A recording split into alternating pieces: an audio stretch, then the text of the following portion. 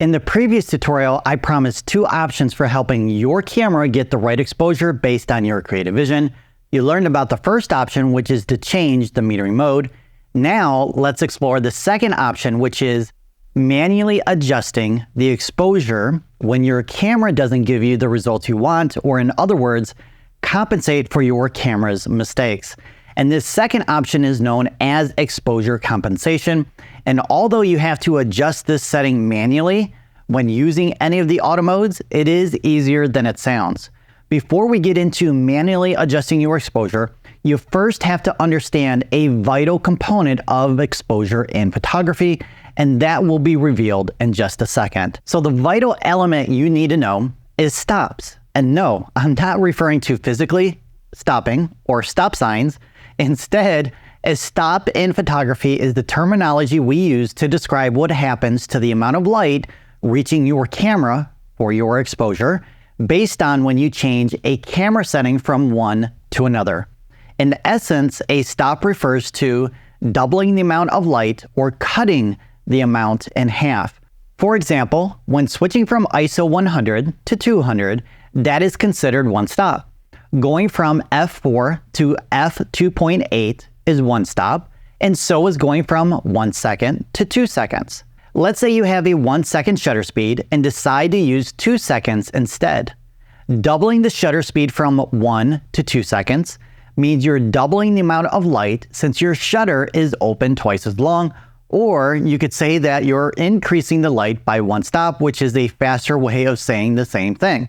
So if you hear someone say they increased their exposure by 1 stop, that means they've doubled the amount of light. Or if they say I've stopped down by 1 stop, that means they cut the amount of light in half. Now, no worries if this is still confusing at the moment.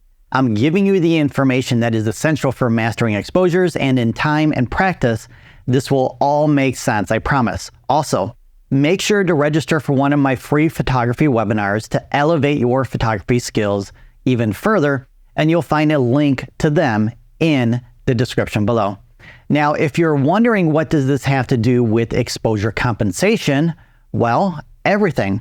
So grab your camera and your camera manual to determine how to compensate for the exposure given by your camera. So most cameras, at least on the Nikons that I've owned, I have a button on the camera's body with a plus and minus sign. Find that and then press and hold that button, and your digital screen will change and will look something like this. Now, when I rotate the dial to the left, I get a negative number. To the right, I get a positive number. Each turn increases or decreases the amount of light by roughly 1/3 stop. So I have plus 0.3. Turning again, I get 0.7, and again, I get 1 stop. If I continue, I get 1.3, 1.7, and so on.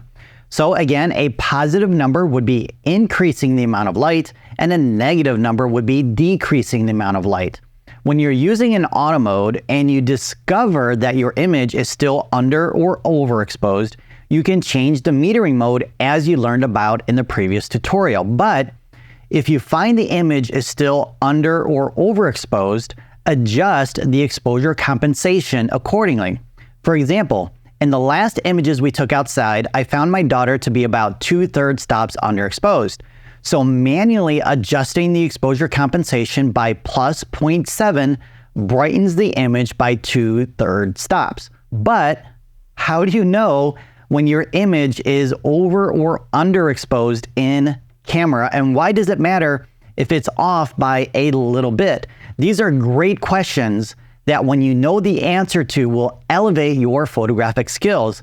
So let's dive into episode 9 by clicking right there to find out more.